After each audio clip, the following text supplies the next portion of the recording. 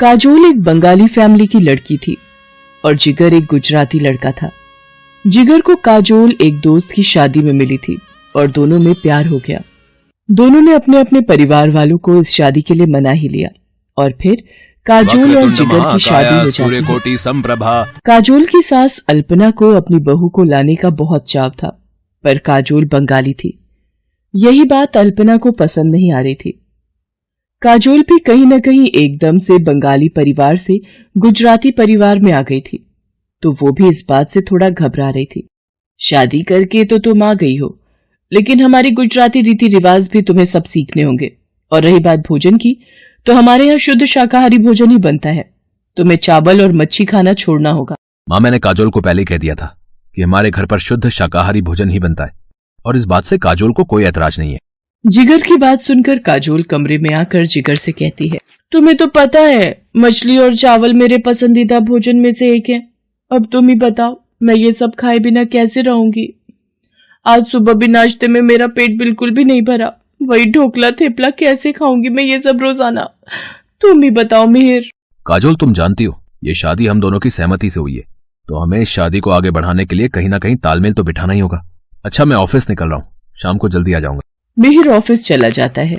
ऐसे ही कुछ दिन बीत जाते हैं। एक शाम अल्पना काजोल को कहती है, काजोल, मकर संक्रांति का त्योहार आ रहा है, घर में मेहमान भी आएंगे। इस बार मकर संक्रांति की सारी तैयारी तुम्हें ही करनी है, और हाँ, खिचड़ी का प्रसाद भी तैयार करना है। अब ये सब कैसे करूंगी? मैंने तो कभी ये प्रसाद वाली खिचड़ी बनाई ही नहीं। माँ को फोन करती हूँ। अरे तू चिंता क्यों कर रही है काजोल? मेरी सहेली सेजल भी गुजराती है, उससे पूछकर मैं तुझे सब बता दूंगी। तू एक काम कर, मैं तुझे उसका फोन नंबर दे देती हूँ, तो उससे फोन पर बात कर लेना। ठीक है माँ, मुझे उनका नंबर दे दो, मैं उनसे बात कर लेती हूँ। काजोल जितना हो सकता था वो अपनी मम्मी की फ्रेंड सेजल से फोन पर पूछ लेती है, पर करना तो काजोल को खुद से था। काजोल, मेहमान आने शुरू हो गए हैं, खिचड़ी बनने में अभी कितनी देर है? माँ जी, मैं बस बना ही रही हूँ, जल्दी से तैयार करो, तुम्हारे पास आधे घंटे का समय है।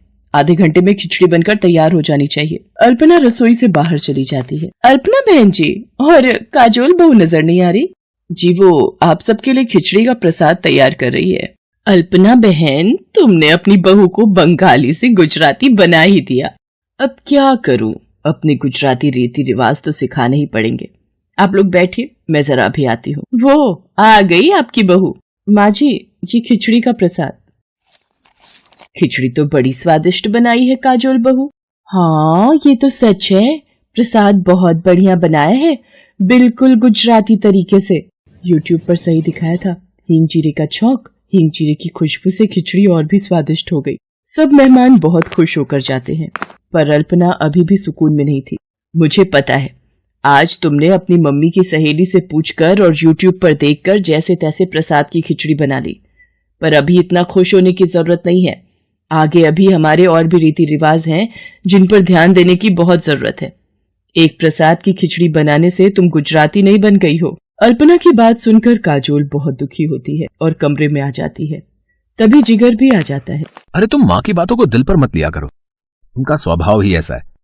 अच्छा, एक काम करो, तुम मेरे साथ बाजार चलो, मैं तुम्हें तुम्हारी पसंद के बंगाली रेस्टोरेंट से तुम्हारी फेवरेट डिश खिलाता हूँ। नहीं नहीं, हम बाजार का कुछ क्यों खाएं? क्या तुम मेरे हाथ की बनी गुजराती खिचड़ी नहीं खाओगे? अरे हाँ, मैं तो भूल ही गया था, तुमने तो आज खिचड़ी बनाई है।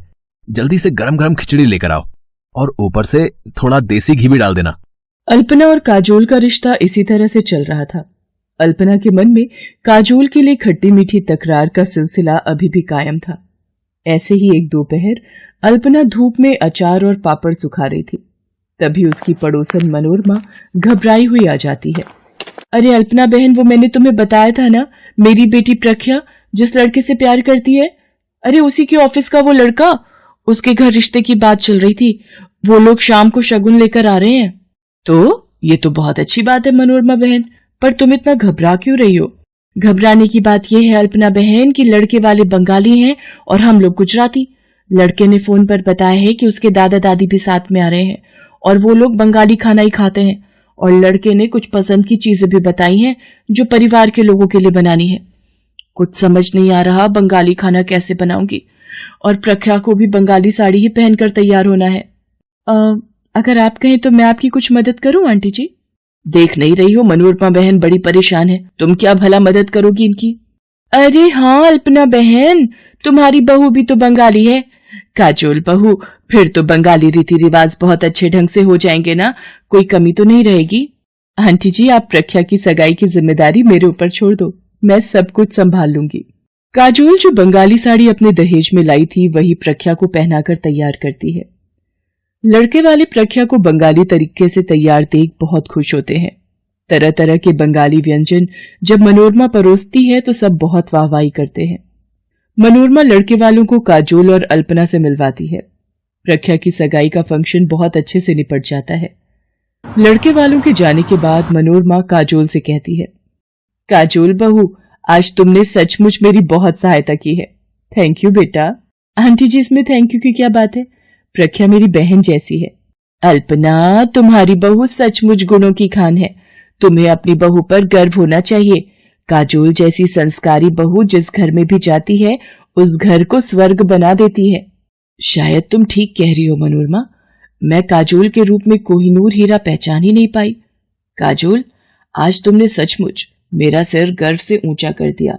अल्पना काजोल को गले से लगा लेती है और उस दिन के बाद काजोल और अल्पना के बीच कभी कोई मतभेद नहीं होता।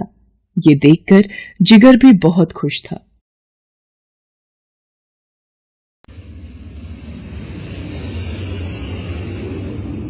डेजी, हमारी फ्लाइट अभी दिल्ली पहुंचने ही वाली है।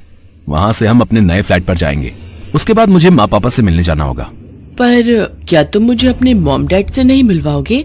हमारी नई नई शादी हुई है, मैं भी उनसे मिलना चाहती हूँ। अभी नहीं डार्लिंग, अभी सही समय नहीं आया है। हम अचानक से गए तो बात बिगड़ सकती है। पहले मैं उनसे बात कर लूं, उसके बाद मैं अपने आप तुम्हें वहां ले चलूंगा। रवि लंदन में नौकरी करता था, अब वो वापस इंडिया लौट रहा था। डेजी एक विदेशी लड़की है, वो भी रवि के साथ ही जॉब करती थी और उन दोनों में प्यार हो गया। रवि और डेजी ने शादी कर ली। रवि डेजी को लेकर अपने नए फ्लैट पहुंचता है। डेजी, तुम हाथ मुंह धोकर फ्रेश हो जाओ। मैं माँ पापा से मिलकर थोड़ी देर में आ जाऊंगा और खाना भी घर से ही पैक करवा लूंगा। रवि डेजी को फ्लैट में छोड़कर अपने घर पहुंचता है। उसे सामने देखकर उसके माता पिता बहुत खुश होते हैं, पर कोई और भी खुश था जो दरवाजे की ओट से रवि को देख रहा था, और वो थी रवि की पहली पत्नी शोभा। शोभा एक सीधी सादी लड़की थी। रवि 3 साल पहले जब लंदन गया तो जाने से पहले ही उसकी शादी शोभा से करा दी गई थी, पर रवि शोभा को बिल्कुल भी पसंद नहीं करता था। इसका कारण यही था कि शोभा गांव की लड़की थी। अच्छा हुआ तू वापस आ गया, अब शोभा के साथ आराम से रहना। तुम दोनों को तो बिल्कुल समय ही नहीं मिला एक दूसरे के साथ रहने का। अरे जानकी, अब इसने कहाँ जाना है? अब तो इसने अपनी पत्नी और होने वाले बाल बच्चों की जिम्मेदारी ही संभालनी है। माँ जी, मैंने इनके लिए खीर बनाई थी, मैं ले आऊं? हाँ हाँ बहू, इसमें पूछने वाली कौन सी बात है। विदेश में तो वैसे भी इसे खीर खाने को नहीं मिलती होगी। तुम दोनों आराम से बैठकर खाना खाओ और बहू, हमारा खाना हमारे कमरे में ही दे देना।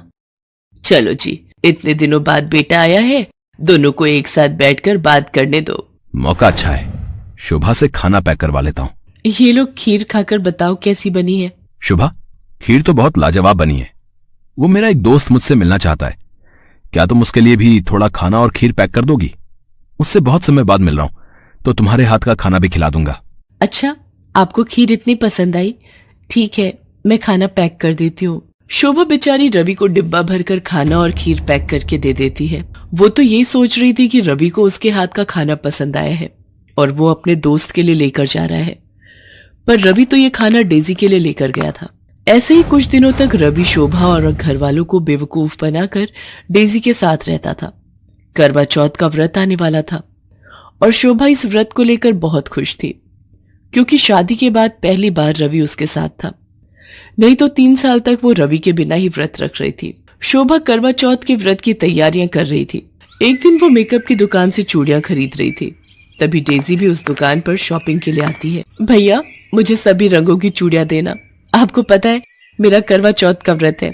आप मुझे बढ़िया चूड़ियां दिखाना, जिससे मेरे पति मुझे तैयार होता देखे और मैं सबसे सुंदर लगूं। अगर आप बुरा न माने तो ये सब सुनना मुझे बहुत अच्छा लग रहा है। क्या आप बता सकती हैं कि ये सब आप अपने हस्बैंड के लिए क्यों कर रही हैं? आप तो विदेशी मेम साहब लग रही हो। आपको करवा चौथ के व्रत के बारे में नहीं पता? ये व्रत हर सुहागिन अपने पति की लंबी उम्र के लिए रखती है। आपकी शादी हो गई? जी, मेरी कुछ ही महीने पहले शादी हुई है। मैं भी इस व्रत को रखना चाहती हूँ। क्या आप मुझे इसके बारे में बताएंगी? मैं यहाँ पर किसी को भी नहीं जानती हूँ। अगर आप मेरी इतनी हेल्प कर दें। ऐसे ही बातें करते हुए शोभा और डेजी अच्छी दोस्त बन गई। शोभा डेजी को करवा चौथ के व्रत की सारी तैयारी करवाती है, पूरी शॉपिंग करवाती है। जैसे तुम्हारे पिताजी मेरा व्रत खुलवाएंगे, वैसे ही तुम्हें भी बहू का व्रत खुलवाना है, समझे? पर माँ, मुझे शाम को ऑफिस का काम है। अच्छा ठीक है, पर मैं ज्यादा देर तक नहीं रुकूंगा। मुझे किसी जरूरी काम से बाहर जाना है। शाम को रवि जल्दी जल्दी शोभा का व्रत खुलवाता है और डेजी के पास पहुंचता है। डेजी उसका इंतजार कर रही थी। शोभा को वीडियो कॉलिंग कर लेती हूँ। डेजी शोभा को वीडियो कॉलिंग करती है। हाय शोभा, कैसी हो? मैंने तुम्हें ऐसे ही फोन किया है कि मुझे तुम वीडियो कॉल पर ही समझा देना कि मुझे कैसे अपने हस्बैंड की पूजा करनी है, ठीक है? मैं वीडियो पर आती हूँ। रवि डार्लिंग, इधर तो आना। क्या बात है, तुम पूजा छोड़कर वीडियो कॉल पर किससे बात कर रही हो? आओ रवि, ये देखो, मेरी सहेली शोभा। आप डेजी के पति? और फिर न चाहते हुए भी सारी सच्चाई सबके सामने आ जाती है। तुझे शर्म नहीं आई? एक पत्नी के होते हुए तूने इस विदेशी लड़की से ब्याह कर लिया। अरे शोभा, में क्या कमी थी जो तू इस विदेशी से शादी करके इसे साथ ले आया? मैं क्या करता? आप लोगों ने जबरदस्ती मेरी शादी एक ऐसी लड़की से करवा दी जो पढ़ी लिखी भी नहीं थी और जिसे शहर के कोई तौर तरीके नहीं आते थे। माँ, पिताजी, मैं डेजी से प्यार करता हूं, वो मेरी पत्नी है। मैं ये घर हमेशा के लिए छोड़कर जा रहा हूं। आप रखो अपनी बहू को अपने पास। क्या हुआ डेजी, चलो, तुम रुक क्यों गई? नहीं रवि, तुम शोभा को इतनी बड़ी सजा नहीं दोगे। ये तुमसे सच्चा प्यार करती है जैसे मैं तुमसे करती हूँ। शोभा की कोई गलती नहीं है, वो तुम्हारी पहली पत्नी है और मैं शोभा को छोड़कर कहीं नहीं जाऊंगी।